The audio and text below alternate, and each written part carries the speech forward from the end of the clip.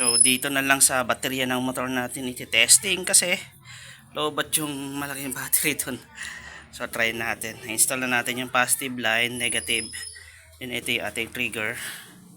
Testing natin. Okay.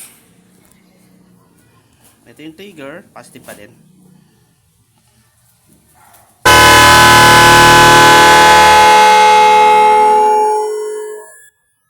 Hindi natin pwede gamitin yung ganong busina na tuloy-tuloy. Kailangan talaga natin gumamit ng sariling relay. Kasi ito, tunog tuloy-tuloy eh. Isa pa. Isa pa.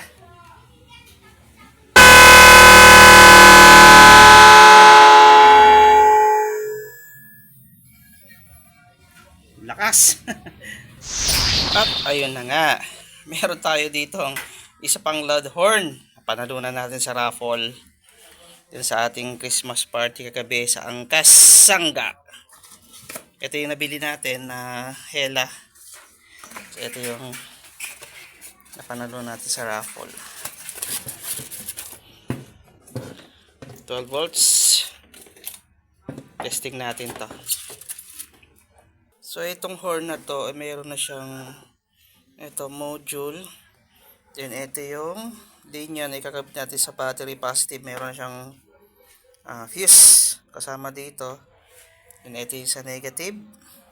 Then ito yung trigger para magkaroon ng power at tumunog yung ating busina. Okay, testing natin. So dito na lang sa baterya ng motor natin iti-testing kasi lobat yung malaking battery dun.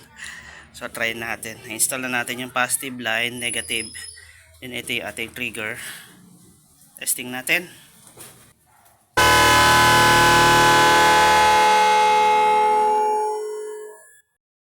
Walang cutting yung kanyang busina. Mahaba yung tunog. Ito yung module. Mahaba yung tunog ng busina. Dire-diretso. Hindi natin pwede gamitin yung ganong busina na tuloy-tuloy. Kailangan talaga natin gumamit ng sariling relay. Isa pa.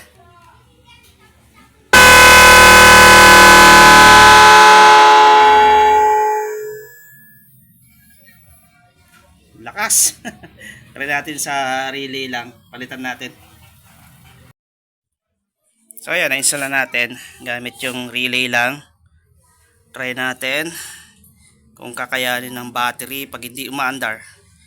Okay.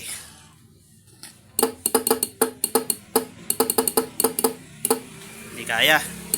Try natin paandarin yung makina. Yeah.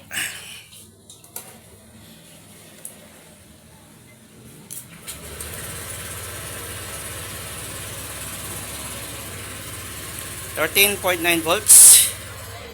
Try natin kung kakayanin niya. Okay.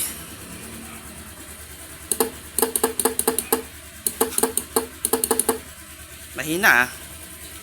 Hindi kaya.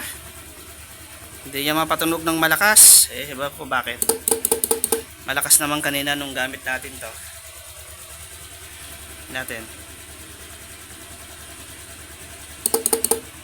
Wala. Ngayon may susubukan ulit tayo. Ikabit natin to. Tapos i-connect natin yung relay. Okay.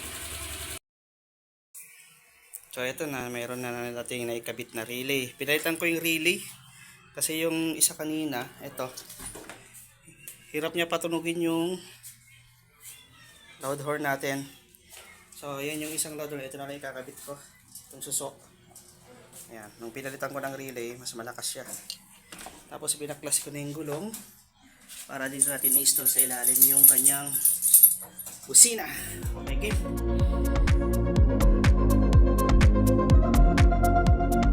Para ma-fit ko ng mabuti itong isang busina ay ayan o. Binayak ko konti yung cover dito sa may ilalim, sa may ECU para mag-fit siya dito.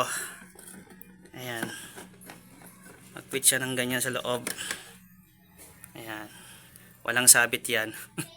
Tapos tornilyo na lang natin. Okay.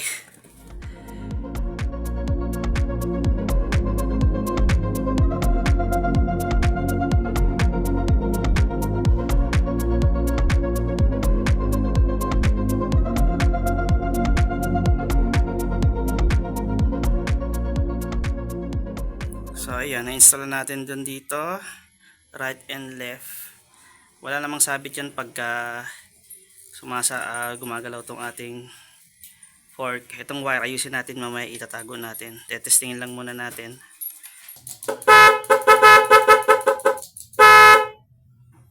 Ayusin na lang natin yung wirings, tapos ibalik na natin yung kaniyang mga gulong.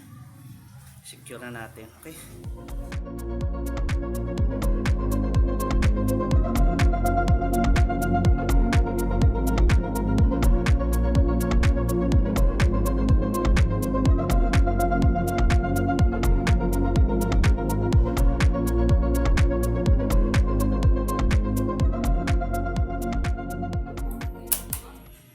So try na natin. Pandarin mo na.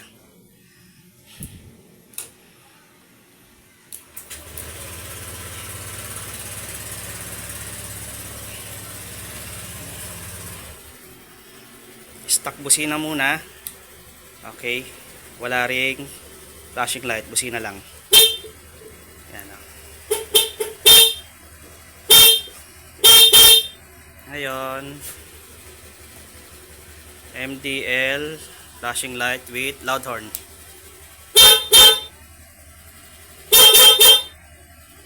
Yun. Okay na. Secure natin yung mga wire.